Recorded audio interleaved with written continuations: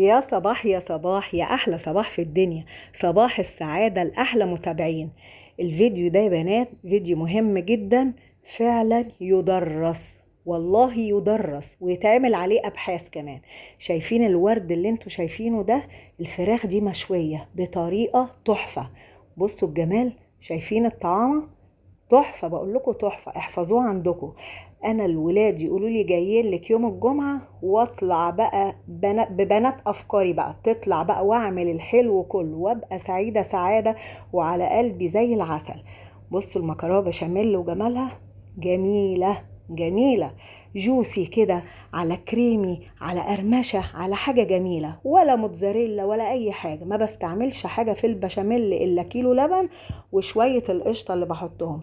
هي البشاميل عايزة مكرونة بشاميل حلوة لازم تكون مخدومة صح. وتعالي بقى بسم الله الرحمن الرحيم كده وسمي ودوسي احلى لايك، وتعالي بقى معايا نشوف بقى هنعمل ايه. الفراخ بقى دي يا بنات انا متبلاها من قبلها بليلة، بملح وفلفل وبصل مبشور وطماطمايه مبشوره، بس كده. وكل فرخه طالما مشويه يبقى نحط لها ليمونتين، يبقى 6 ليمونات، وندعكم دعكه حلوه كده مع بعض. ونتبل الفراخ بقى من جوه ومن بره وتحت الجلد وما بين الورك والصدر وفي كل حته، وابيتها ليله. واجي للصاج بقى بتاع الفرن، اروح مطلعه وحاطه الاستندات بتاعتي دي، جايباها بقى لي سنتين ثلاثه، الواحد كان ب10 او 15 جنيه، معرفش دلوقتي بقت بكام. واروح ملبسه كل حامل الفرخه، واكون مولعه الفرن بقى وسخن على درجه حراره 200، واروح حاطه الصاج تحت كده في الفرن، ولا شوايه ولا مروحه ولا اي حاجه في الدنيا، وبتقعد بتاع ساعه وربع لساعه ونص. الفرخه دي وزنها بتاع كيلو 700. تمام كده، يلا نعمل بشاميل بقى. 6 معالق سمنه حلوين على 6 معالق دقيق، وقلب قلب كده تقلبتين 3 لحد ما تلاقي الدقيق بدأ ان هو ينفخ، واخده بالك؟ روحي نازله بالمرق بتاعك، مكعبين مرق، اللي ما بيحبوش ما يحطوش، بس هي حلوة وبتدي طعم تيست جميل قوي للبشاميل. كويس كده. وكان عندي علبة قشطة فلاحي كده في الفريزر، رحت مطلعاها ورحت حاطة من القشطة عليه، وكم تقليبة كده، وهتبصي تلاقي البشاميل ده اتنقل في حتة تانية خالص. وروحي نازلة عليهم بقى بكيلو لبن. انا احب البشاميل بتاعي احط له لبن وشوربه. الشوربه بقى ما عنديش شوربه، طب اعمل ايه؟ رحت حاطه المرق وحطيت ميه، ازود ميه كده لحد ما اشوف السمك بتاعي حلو. ونصيحه مني ليكي، تخلي حله مخصوصه للبشاميل، تبقي عارفه المعيار بتاعك هو ده، بتاع الصينيه الفلانيه، لازم تبقى واصله للمستوى ده عشان يبقى تملى المكرونه وتغطيها بشاميل. بصي بقى كريم ازاي وجميل جدا، مش قادره اقول لك ولا اوصف لك على الريحه والكثافه والطعم بتاعه. بصي السمك، شايفه الكثافه؟ ورحت مبطنه الصينيه بتاعتي بقى كده بمعلقتين سمنه على معلقتين دقيق، وقعدت اخبط فيهم زي صينيه الكيك بالظبط.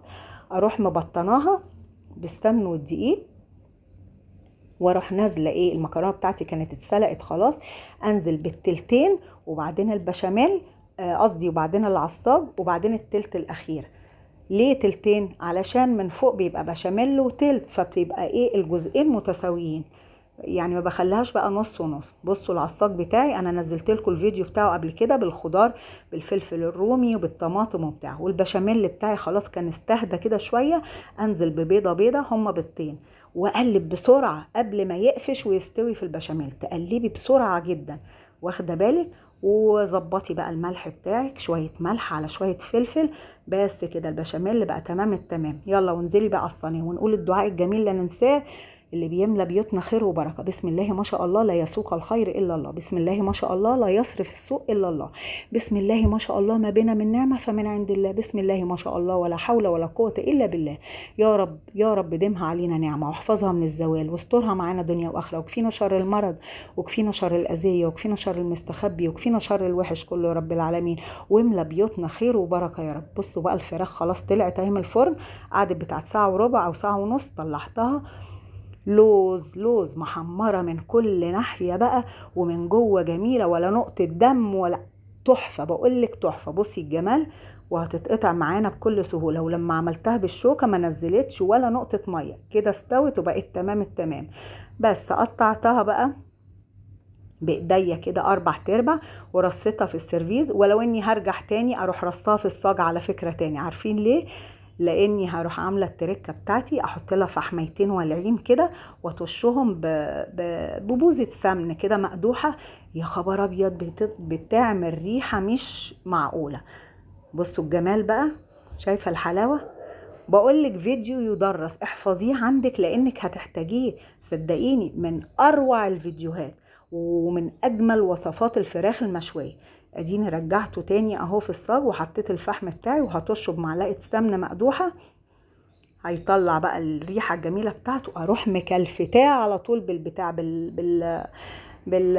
بالورق الفويل، واظبط الدنيا كده واكتم عليها كتمه حلوه، هتقوم ايه تاخد الريحه الجميله دي. بصوا بقى صينيه المكرونه بقى خلاص اهي اتعملت. شايفين الشكشكه؟ انا بصورها لكم وهي في الفرن على فكره. بصي الشكشكه اللي على جنب، حاجه كده جميله، جمال وريحه بقى مش قادره اقولك على جمالها.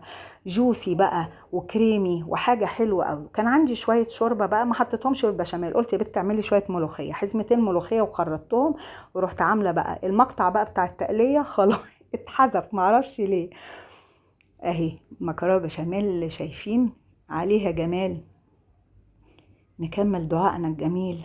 يا رب يا رب وقف لولادنا ولاد الحلال، وكفيهم شر ولاد الحرام، وابعد عنهم اي حاجة وحشة يا رب، وكفيهم شر المرض، وافتحها في وشهم، وسع رزقهم، وفتح لهم الابواب المقفلة يا رب العالمين، واجعل لهم في كل خطوة سلامة، واكتب لهم في الطيب نصيب يا رب العالمين. اللهم امين. وصلى اللهم وسلم على سيدنا محمد وعلى اله واصحابه اجمعين. شايفة الجمال بقى اهو؟